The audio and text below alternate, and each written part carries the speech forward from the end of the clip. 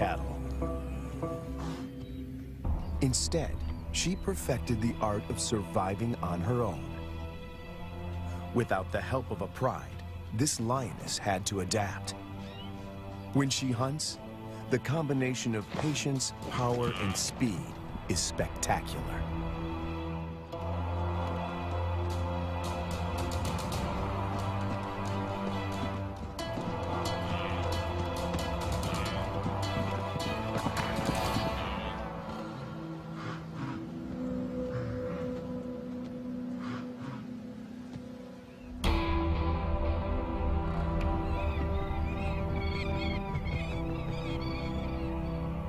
This female is about 6 years old when she steps into the viewfinder of Herbert Brouwer, a wildlife cameraman.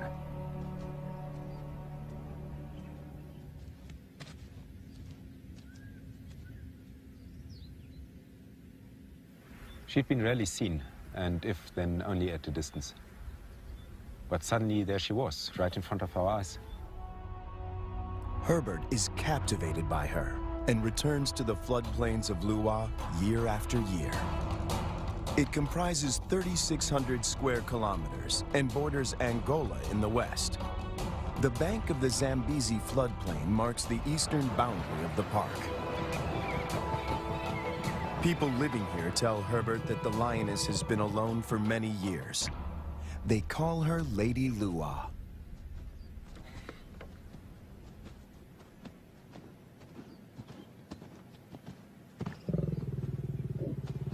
When she rolls for him, a bond develops between them that will have far-reaching consequences. There was one thing, though, that she could not overcome, and that was her isolation. It took me 3 years of filming here on the plains, though, to understand how lonely she really was. At night, she follows Herbert into his camp.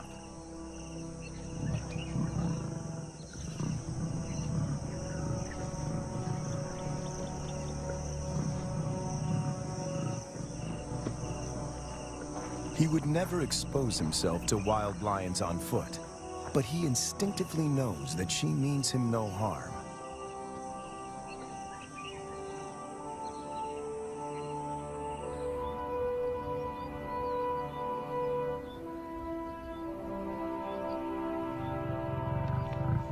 It is true that female lions can survive on their own, but they only thrive as members in a pride.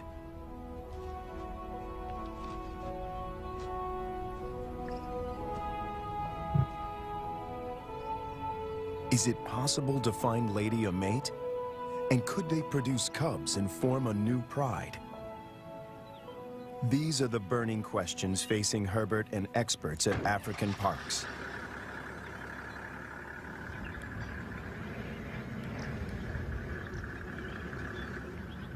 Craig Reed, a manager at African parks, and veterinarian Dr. Ian Parsons face a dilemma. Reintroducing a full pride of lions into Doğa could cause havoc.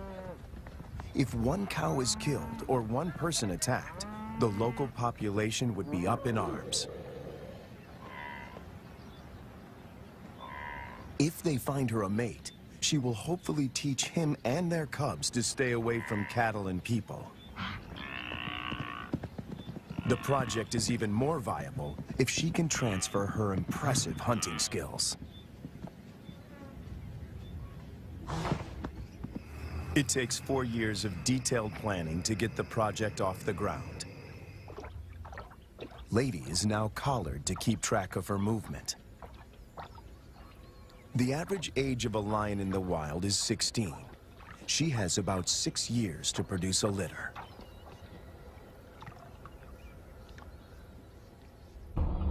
To find a mate for Lady, the team goes to neighboring Kafue National Park.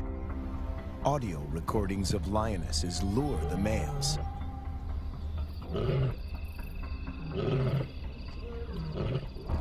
Wildlife vet Dr. Ian Parsons darts 2 males. As a coalition, they stand a better chance to survive the trauma of a translocation. The big question on everyone's mind is whether these two males will bond with Lady. If they do bond with her, she might be able to teach them how to keep a low profile and avoid the villages.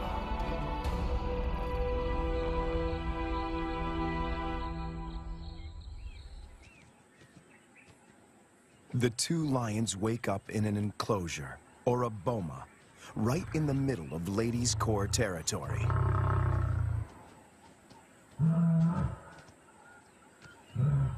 One of the males is 3 years old, the other a bit younger. Lady is almost 8 years their senior. The age gap is intentional. Older lions might not submit to Lady's authority. Hopefully, these youngsters will.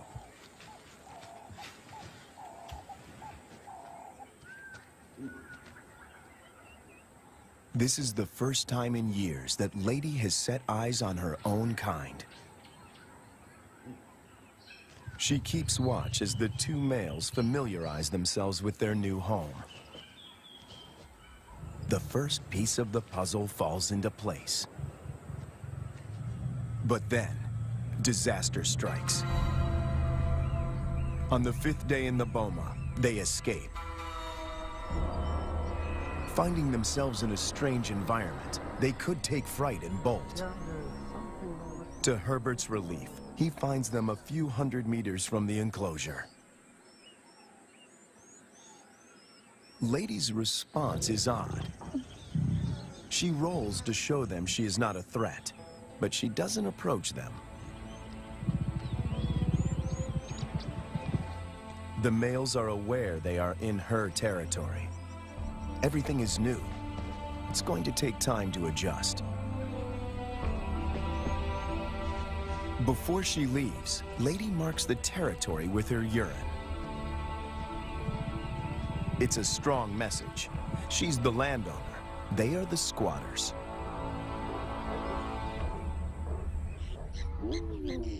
And then she leaves them. The presence of two new lions in Doğa has a huge impact on the local residents. It's not only villagers that are now at risk.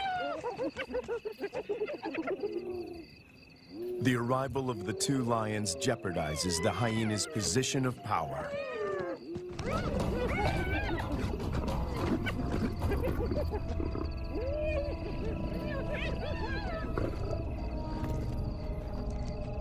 Together, they make a fearsome team. Only the younger of the two wears a collar, as they are almost never apart.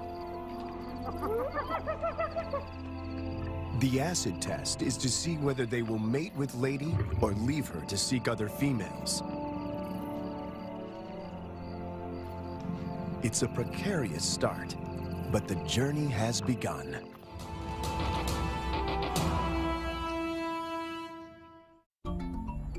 Almost 3 years go by without incident. It's November, the beginning of the rainy season. Thousands of wildebeest pour into Lady's territory. The males are hardly recognizable. They are now almost 6 years old, and their bodies are beefed up, their manes more pronounced. After all this time, they're still together and have bonded with Lady, who seems to be doing all the hunting.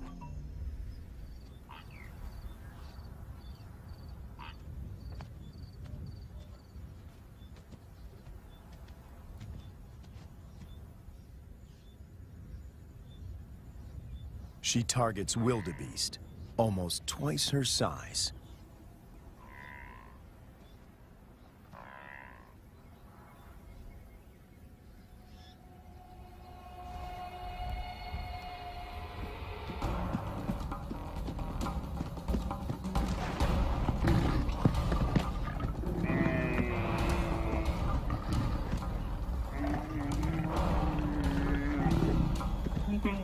With a powerful bite to the neck, she suffocates her quarry.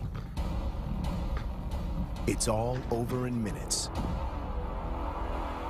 The meat from a small calf could keep her going for a few days, but she's not hunting only for herself.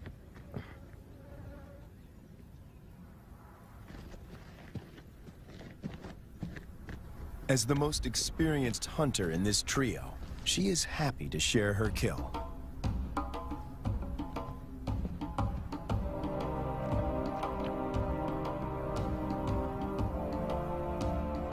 The fact that she allows the males to join her and that they don't chase her off the carcass is significant. Eating together is the first building block of a pride.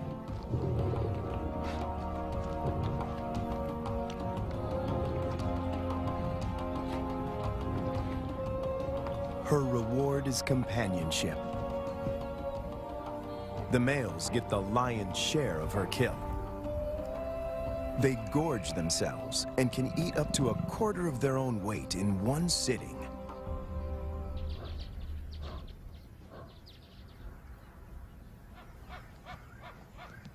For the first time, Herbert sees the two males compete. It is the younger of the two brothers that emerges as the dominant male.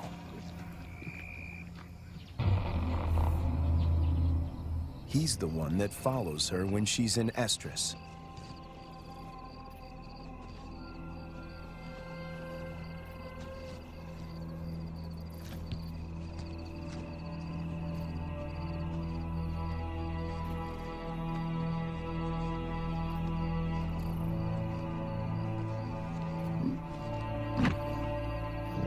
He grimaces, curling back his lips to expose an organ in the back of his mouth that picks up faint chemical pheromones. He can smell that she's in heat.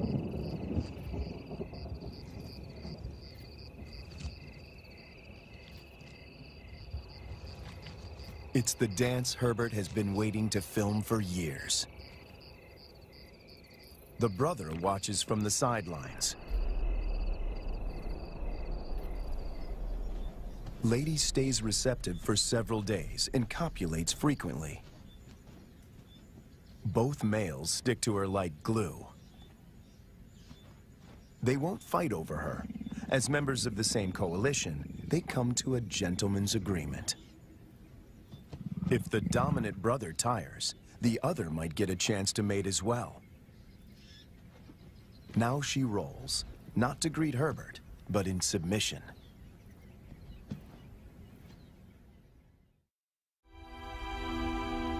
When Herbert returns a year later, there are still no cubs.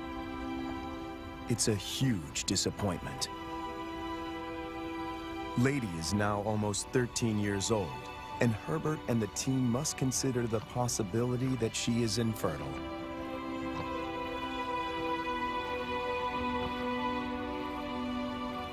If that's the case, the males might leave her and start roaming, looking for other females to propagate their bloodline. And that will bring them in direct contact with villagers.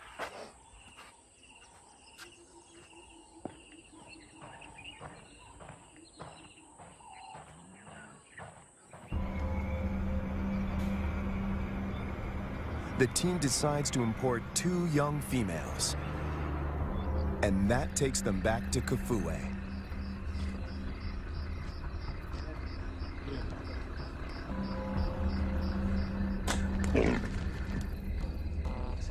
Again, the team faces a dilemma. If the females are too old, they might injure Lady or drive her out of her territory. Too young, and the males might kill them.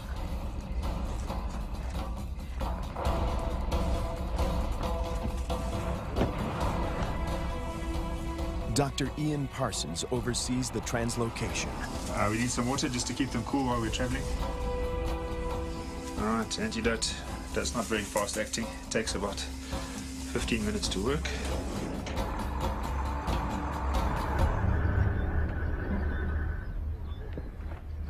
Tranquilized and blindfolded, the 2 females begin their journey to Lua.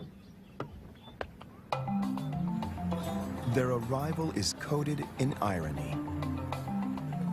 The tribe settled here more than 100 years ago on the orders of the first king to protect the wildlife.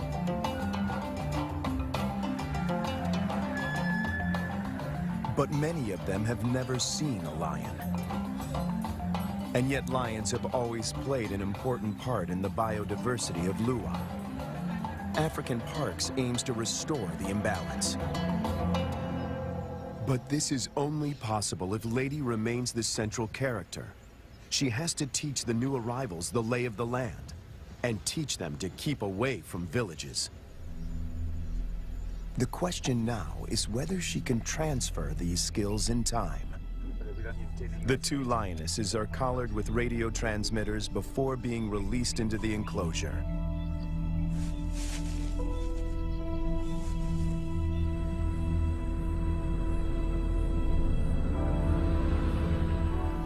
Lady's world is about to be turned upside down once again. To Herbert, she seems sad and confused. She turns her back on the boma and heads north.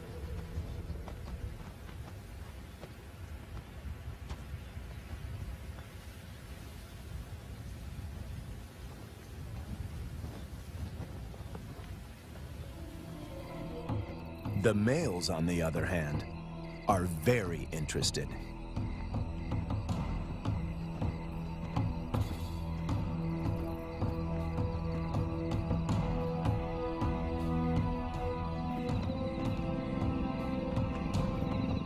These two lionesses are barely 20 months old and still cub-like.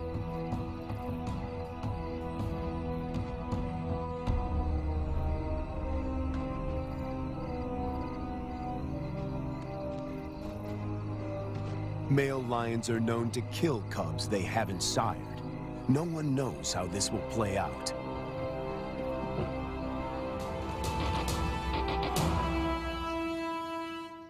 After 3 days, Lady makes a U-turn and returns to the fenced-off boma.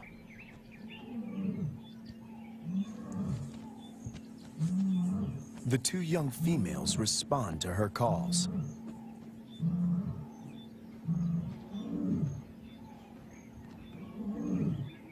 The connection between Lady and the cubs is immediate. She engages.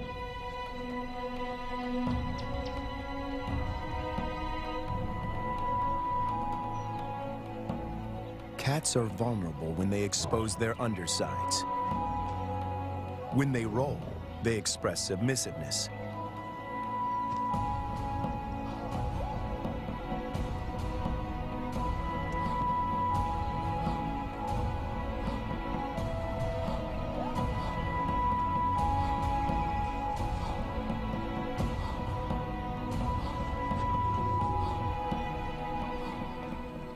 But trouble is on the way. Lady's body posture changes. She knows that the males could attack these new residents.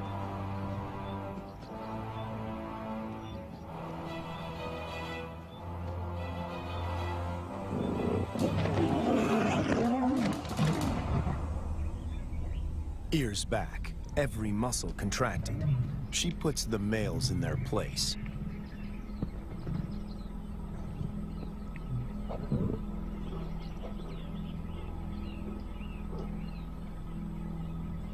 Four cats now crowd her space, after years of solitude.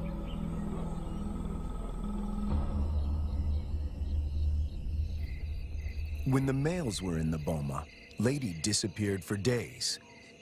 But now she is intrigued by the cubs. She keeps constant vigil. The electrical current that runs through the fence is non-lethal, but does give a sharp jolt. Lady is clever. She discovers a broken wire and tries to gain access where the circuit is breached.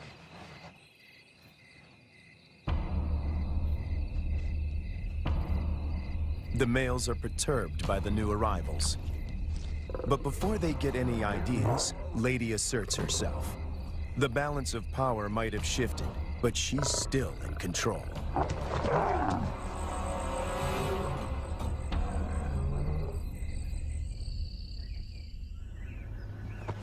After 5 weeks in the boma, the team feels the young females are ready to be released. Not sure how the males will react, they lure them away with a fresh carcass.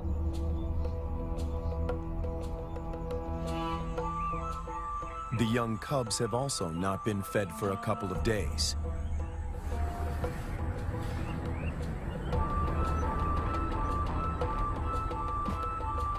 When the gates open, a new chapter begins.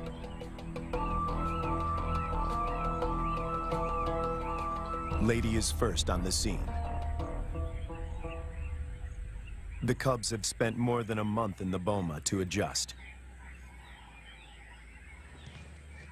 The question now is whether this newly forged bond will hold when they step through the gate.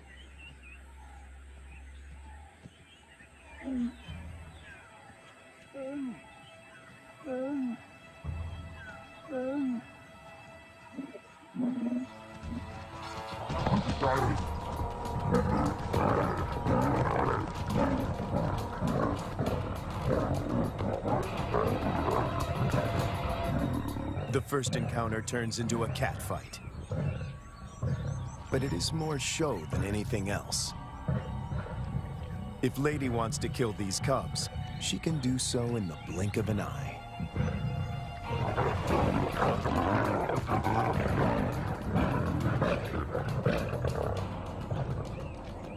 The first contact might seem aggressive, but it plays out according to plan. Lady is doing exactly what the team hoped for. She accepts them in her territory and establishes her dominance.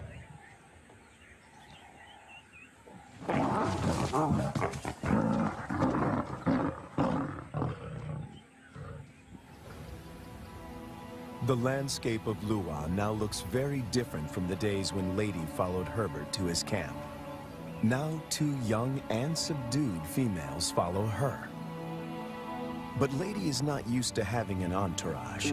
She's not at all familiar with the dynamics of a pride.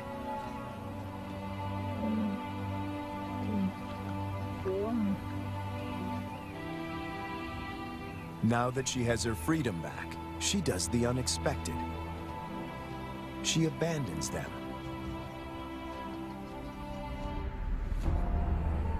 The 2 young females now find themselves in a new and unfamiliar environment swarming with hyenas. Since their release, the young females stick together.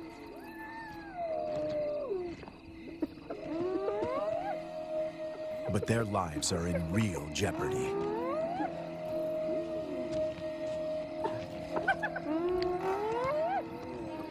Hyenas can kill lonesome female lions, and tonight, they face a growing mob.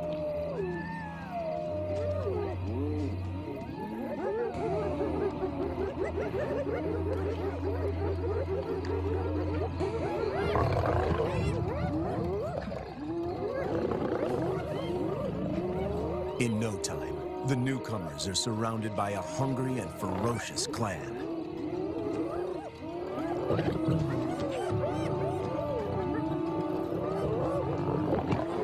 They stand their ground, but the noise attracts a far more dangerous adversary, the males.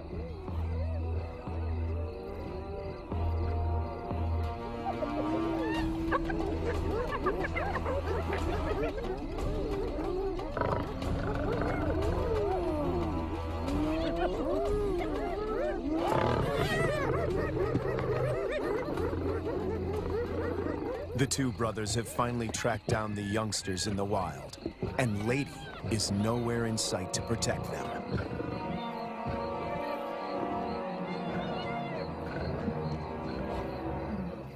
The hyenas know what's good for them. En masse, they retreat.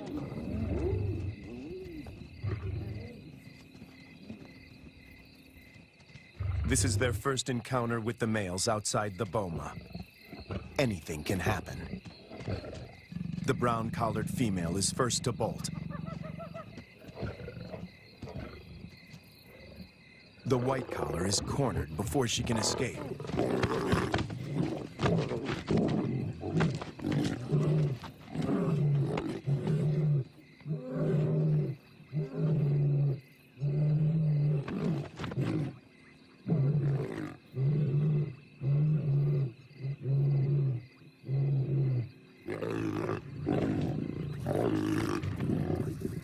2 against 1. The odds are not in her favor. But her assertiveness could be her saving grace.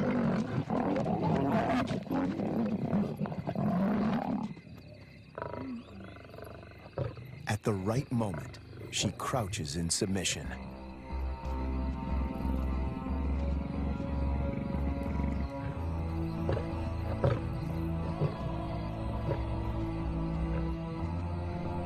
The encounter with the males is a frightening experience for both young females.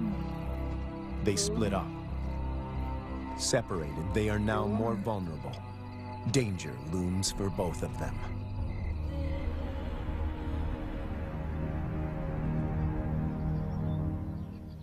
The team manages to track down the females, and they are reunited.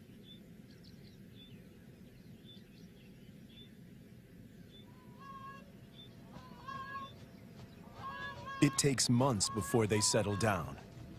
But little does Herbert know that he is filming them for the last time.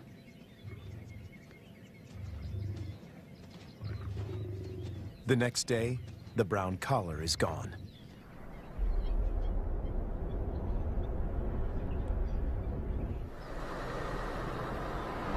Craig Hay heads up one of the search parties. All eyes are now on finding the brown-collared female. Some of the farmers have seen her in the vicinity. Her life is in real danger. Poaching is rife here. And then, their worst fears are confirmed. It's in there. A faint radio signal comes from a pond.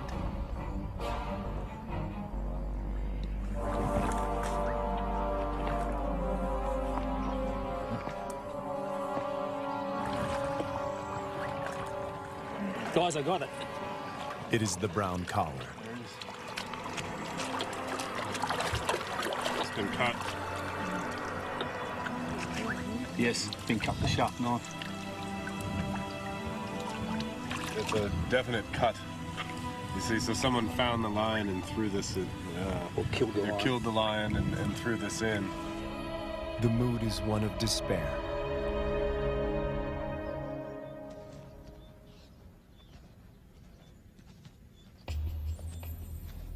To complicate matters, the female in the white collar turns away from Ladies' Corps territory and begins walking in a northwesterly direction towards Angola.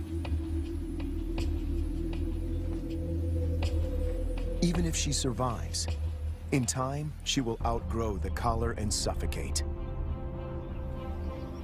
The dream to establish a pride in Doğa begins to unravel.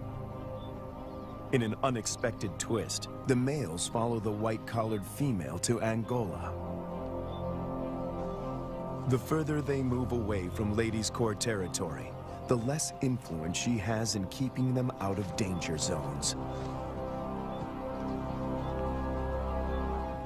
A rescue mission is launched to find the white-collared female and the males before they cross the border.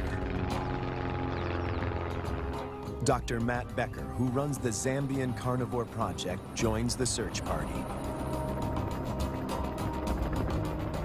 He spots the white-collared female a few kilometers from Angola. They dart her, but she runs into the reeds and almost drowns. She's breathing really well. It's a close shave. It's now 10 to 6. We have 40 minutes. Make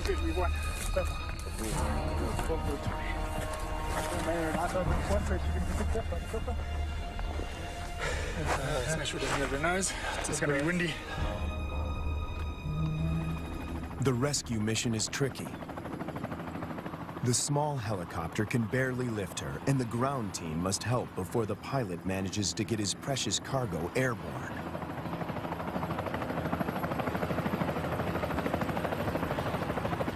The males have slipped off the radar, and the team hopes they will turn around on their own accord. Meanwhile, more drama unfolds close to the boma. Lady is darted.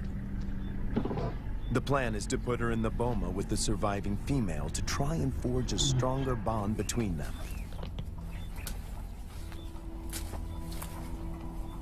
It is the most difficult decision the team has had to make until now.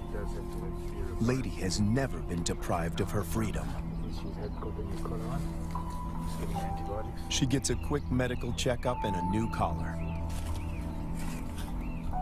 The young female, tranquilized, is already in the boma.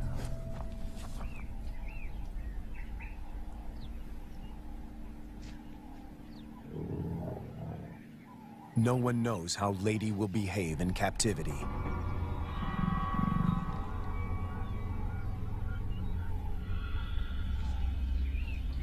Locked up and frustrated, she could turn violent and kill the youngster. A power struggle is inevitable.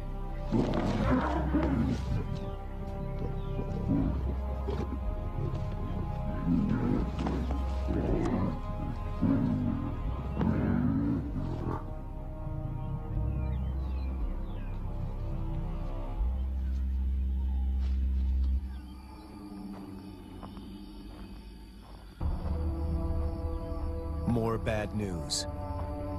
One of the males crosses the border and is killed by cattle farmers in Angola. Of the 5 lions, now only 3 remain. Would this be enough to start a pride? No one knows for sure. Lady, when she recovers from the anesthetic, is extremely agitated. She is on the wrong side of the fence and she can't dig her way out.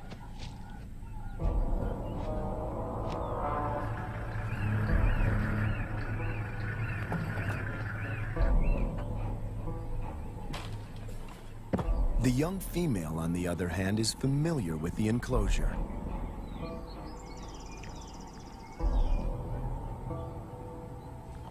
This puts her in a strong position to assert power and seize authority.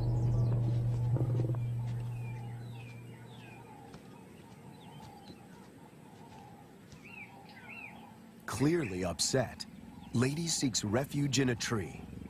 Herbert thinks this elevated position is her attempt to retain control.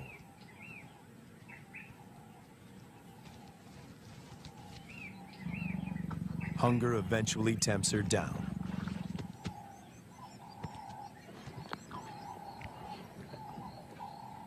For Herbert, it's difficult to watch. This is a situation which I never thought would happen, is that Lady would need to be put into the boma. Now, she's been roaming free for all her life, which is probably about 13 years, 14 years, and now she needs to be locked away. It's good, Lady. The tree becomes a central prop in this battle of wits between these 2 cats.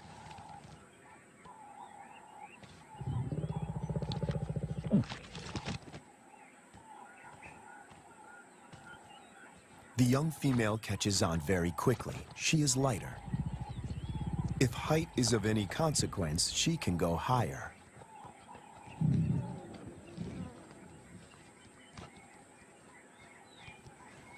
From her elevated position, the young female spots the surviving lion. He is just returning from Angola, alone. It seems as if every breakthrough in this project is shadowed by a new set of problems. The 2 brothers formed a strong coalition. They made this territory their own and for 4 years managed to stay out of trouble with the villagers. The hope of establishing a new generation of lions now resides with the survivor.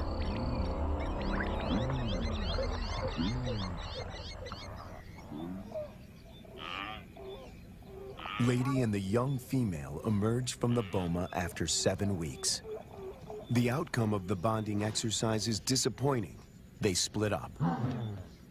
Lady doesn't want another cat on her tail.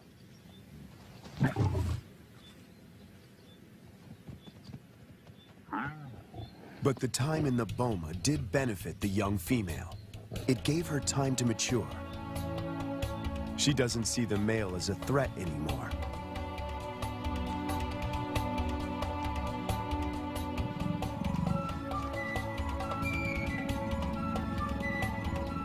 There is an explanation for her playful behavior. She is an estrus. Lady is excluded from this courting ritual. After all the turns and twists in this complicated plot, she finds herself once more alone.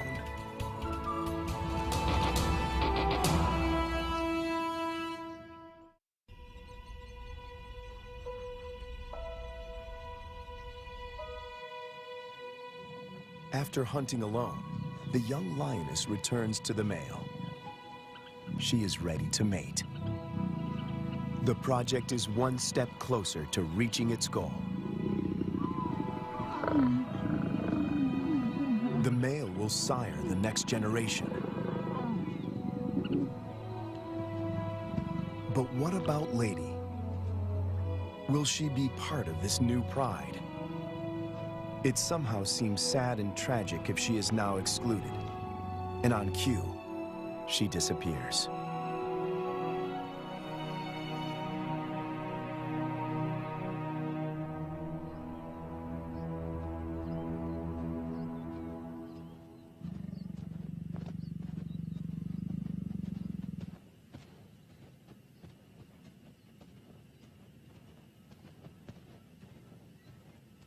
The male now follows the young female when she hunts. To feed both of them, she must target bigger prey.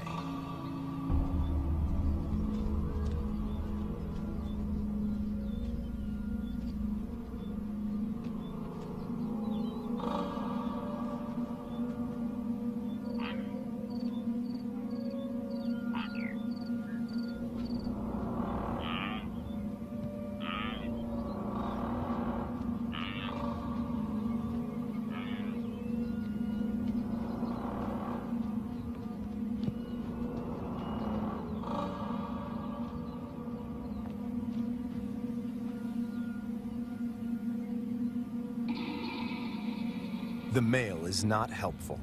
His overeagerness spoils the hunt.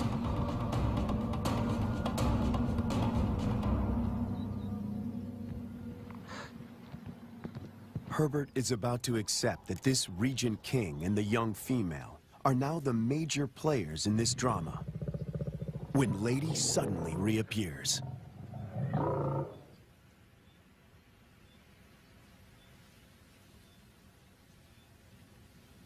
The young female watches the reunion from a distance.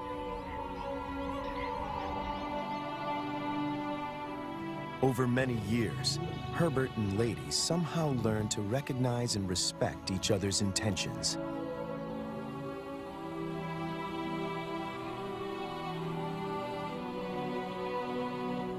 When she looks at him now, he feels he can almost hear her asking, "Is this what you wanted?" In the presence of the male, Lady lies down with the young female. This is what a pride looks like.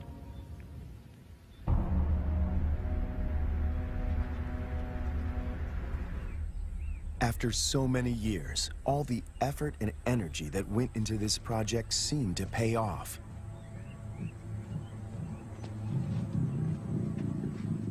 The young female frequently mates with the lion in Lady's presence.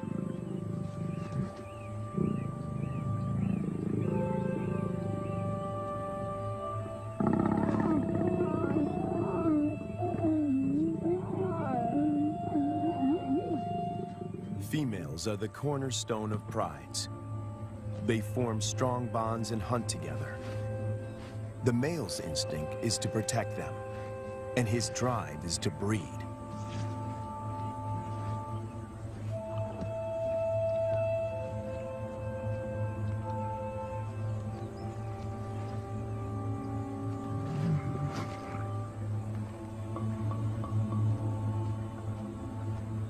But a female in estrus that leads to mating is not a guarantee that this new pride is stable and secure.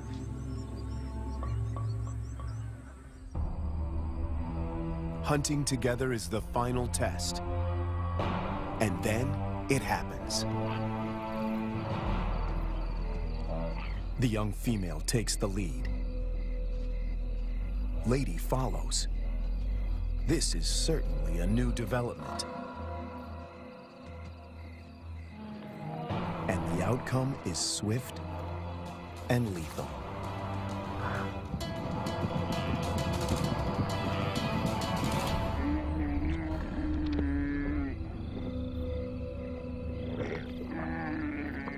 In all his years at Doğa, this is the first time that Herbert films Lady not hunting on her own.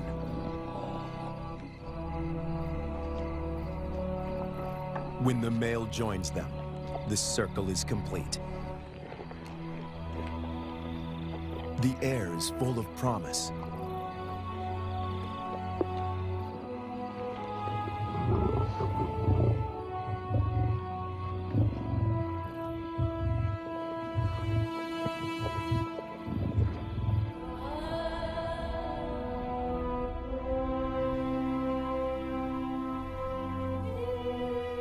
Lady remains the central force and protector of this new pride. She may not give birth to the next Lion King, but she will make sure that he has a kingdom.